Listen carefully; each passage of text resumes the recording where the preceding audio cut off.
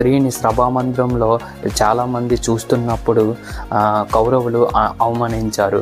So అదే టైంలో కృష్ణుడు అక్కడికి వచ్చి ద్రౌపదికి అంతులేని వస్త్రాలను ద్రౌపదికి కల్పించారు. సో శ్రీకృష్ణుడు ఎందుకు అక్కడికి వెళ్ళారు? శ్రీకృష్ణుడి యొక్క మంచితనం, ఆయన ధర్మపాలన వల్లే అక్కడికి వెళ్ళలేదు. శ్రీకృష్ణుడు అక్కడికి వెళ్ళడానికి గల కారణం, ద్రౌపదికి గతంలో ఒక మాట ఇచ్చాడు. ఏంటంటే, ఒకసారి కృష్ణుడిని కలవడానికి ద్రౌపది ద్వారకా నగరానికి వెళ్ళింది. అక్కడికి వెళ్ళిన తర్వాత కృష్ణుడితో మాట్లాడుతున్నప్పుడు కృష్ణుడు అదే టైంకి ఒక పండుని చాక్తో కోస్తున్నారు. అది కోసిన టైంలో అనుకోకుండా కృష్ణుడి వేణుకి గాయమయ్యింది. గాయమయ్యి బ్లడ్ కిందకి కారిపోతుంది. ఈ బ్లడ్ కిందకి కారిపోవడం ద్రౌపది చూసి కంగారుగా తన చీర కొంగుని కట్ చేసి కృష్ణుడికి కట్టింది. సో సన్నివేశం కృష్ణుడు చూడగానే తన మనసు కరిగి అక్షయ అని అన్నారనమాట.